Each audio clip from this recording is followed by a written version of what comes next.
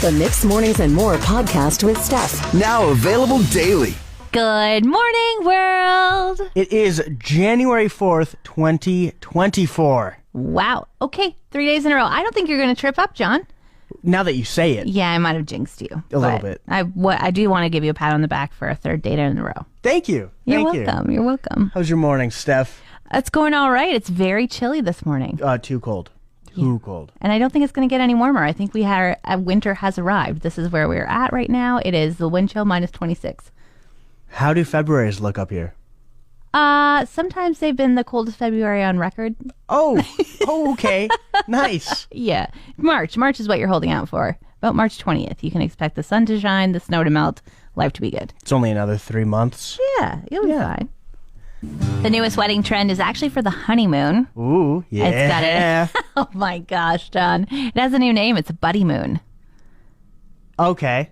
Yeah. Buddymoon. Buddymoon. So this is where couples are saying, I like you and it's fun to go on a trip with just you. Yeah. But what's even more fun is when our friends come along. And they're wrong. They are incorrect. You think? On a honeymoon? Yeah. Well, that's why they're changing the name to the Buddymoon. But come on. Okay, Steph, you got married. Yeah. Would you have rather... You went on a honeymoon? Yes, I did. Went to Mexico. Yeah. Would you have rathered all your friends in Mexico with you and Sky after just getting married? Probably not. But I will say that at my wedding, Sky and I both met at school in Australia, and a lot of our wedding party and guests had come to Canada from Australia. Mm-hmm.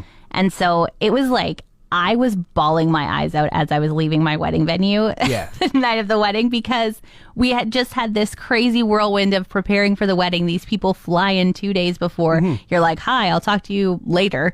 And then you just leave them. They came all the way to Canada and you're like, sorry, I'm going to Mexico. So you're saying you want that extra time?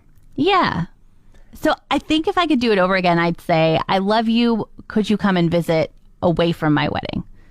I don't know if I'd say meet me in Mexico. Yeah, see? No, exactly. Like, the honeymoon is to, like, celebrate away from your family. Because I heard, and I'm not married, I heard that when you're married, it's not really about you. Like, you don't really experience your own wedding. Yes. So I feel like that's what the honeymoon's about. It's like, hey, we're married. That is crazy. Now, though, in this day and age, people are getting married a lot later. They've kind of already had a lot of time alone together. Do they need a honeymoon, or are they kind of like, oh, we're just going to go on a trip together and be alone again, status quo, instead of getting to go and experience a trip with their friends? Maybe, but my thing is, as you get older in life, how many friends do you really have? Wow. That you want to go on a trip with? This is so sad.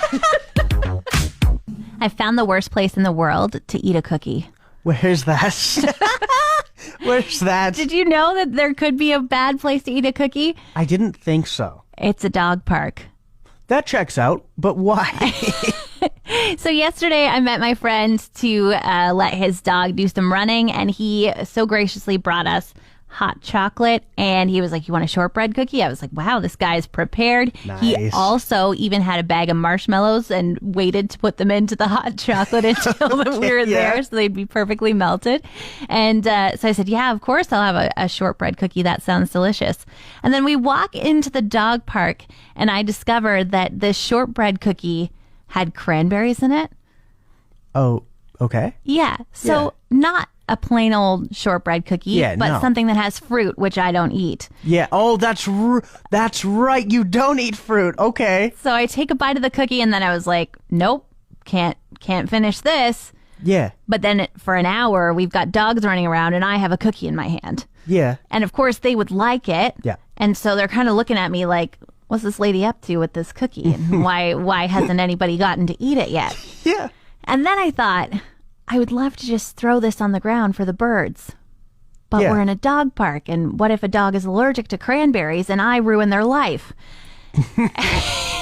Overthinking, probably, but also maybe an act of kindness. Yeah. And so as I continued to hold this cookie, I thought, you know what? Maybe I'll just put it in my pocket.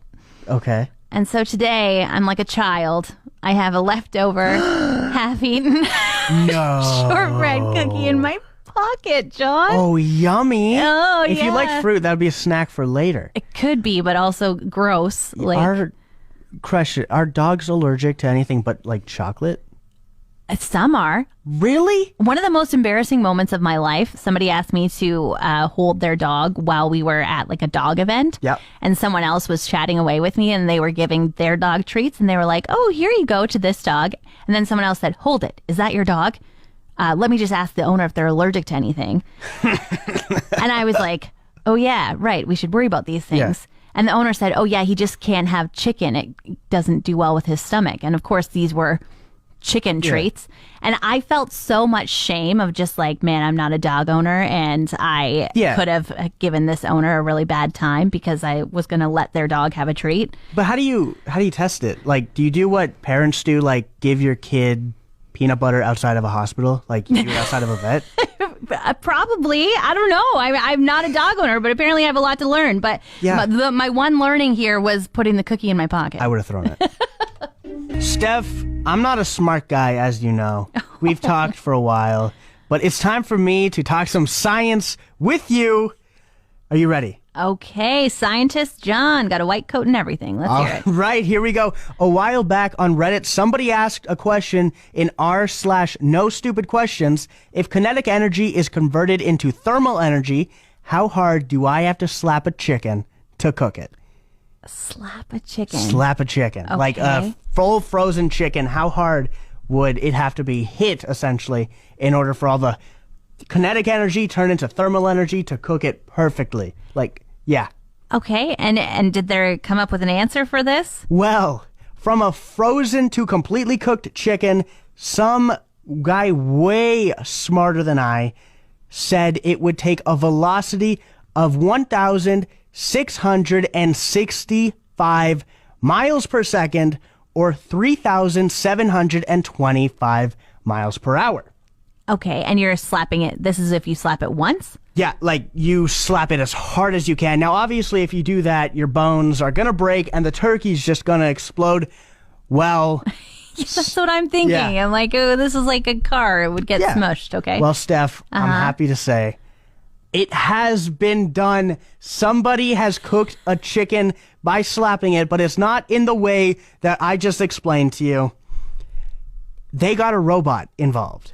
And they got the robot to slap a completely frozen chicken 135,000 times in an 8-hour span. And I'm happy to tell you, it cooked the chicken to a complete medium rare.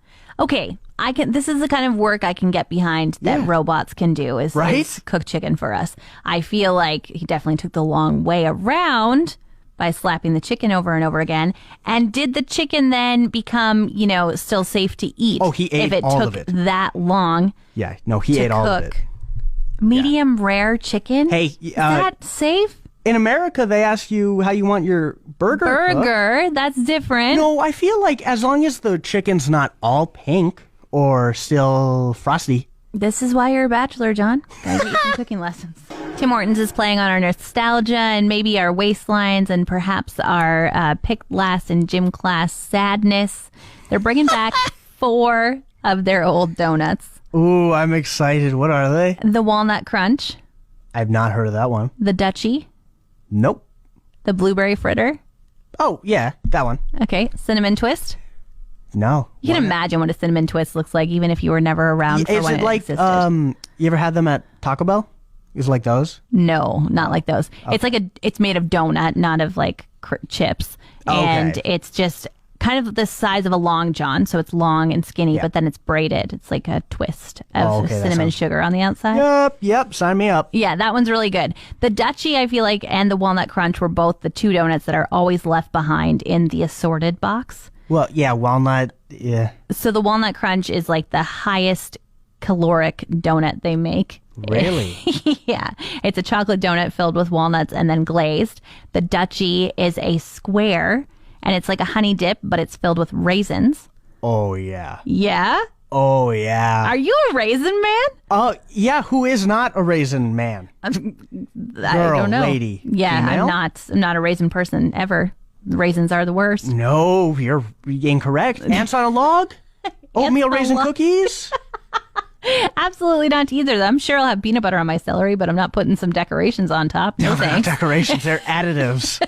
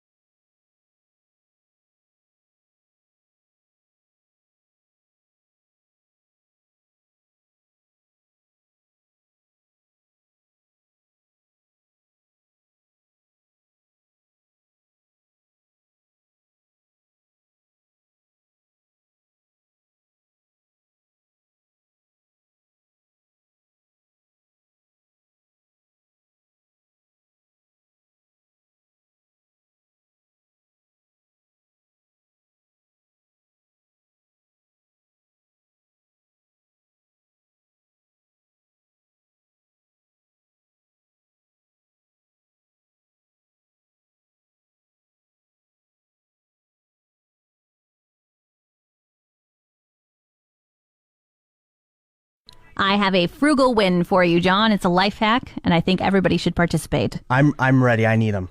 Okay. So I just saved $30 on my phone bill, and I'm so excited about it, and I think everyone should do it. How?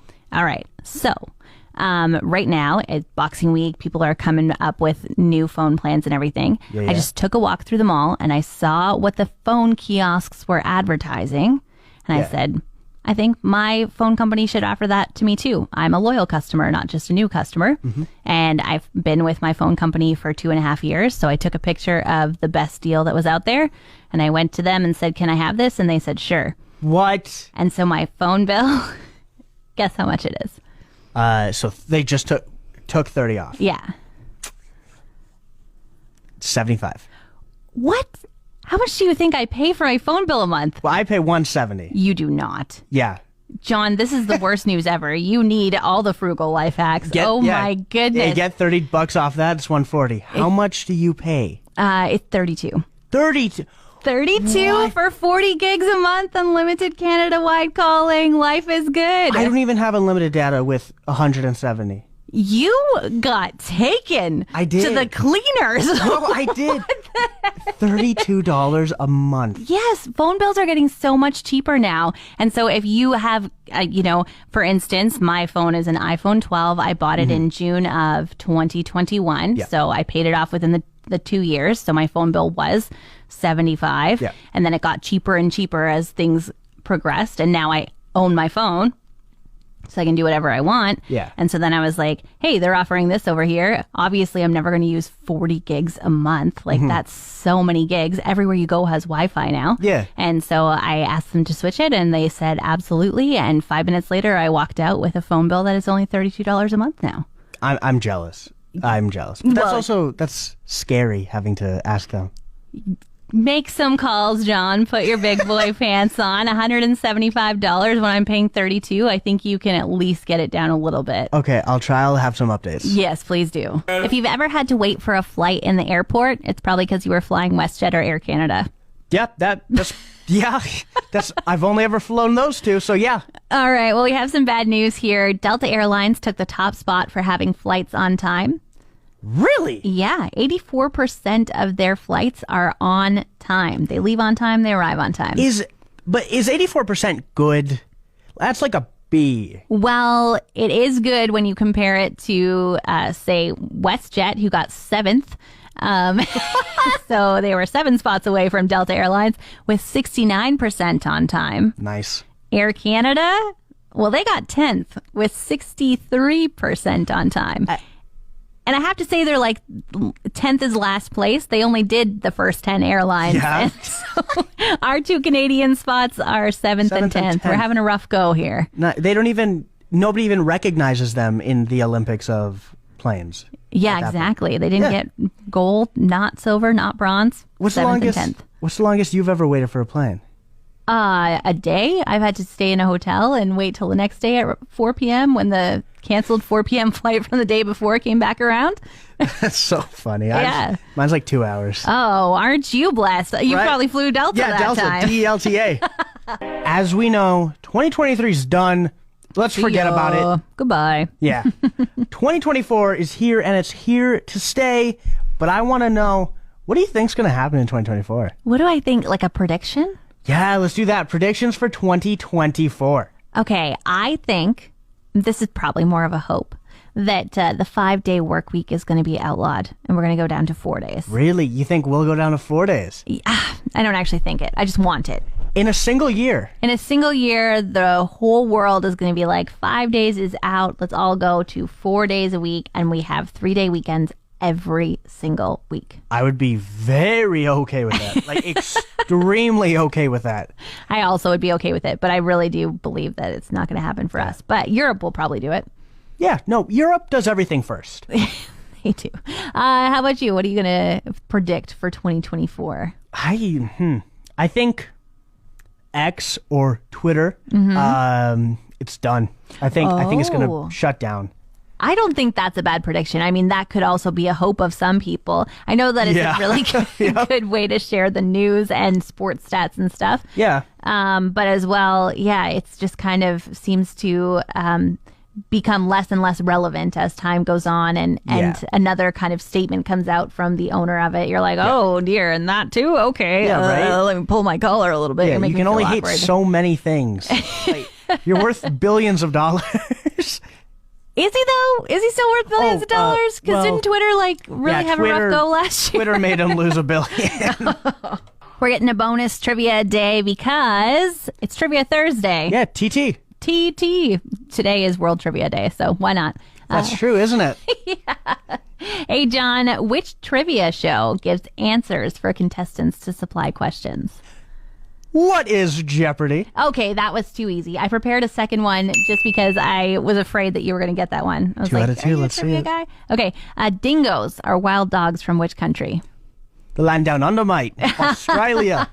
Okay, all right. I made it really easy for World Trivia Day. I didn't. Which 2 months of the year are named for mortal men? Mortal men? Don't even know what that means. What the heck? June and July? One of them is correct. July and August? Yeah. Really? Yeah. Okay, I'll take it. Mortal men. Woo. John, I'm so thankful you spent another day in the studio with me. Thank you for having me. I thought this was going to end after the first day. Hey, well, you did a good job, so I thought, why not you come back, and here you are again and again. Yeah, it just keeps getting extended. Yeah, this is, if you start saying the wrong year, though, if you say 2023, our relationship might be over. Yeah, it's 2025. John, is our relationship over? Anyway, we got to get out of here. We will be back together again tomorrow morning starting at 5:30. We hope your day's looking on the bright side. And remember, tip your waitresses. Want more of today's show? Download the Mixed Mornings and More podcast. Now available every weekday.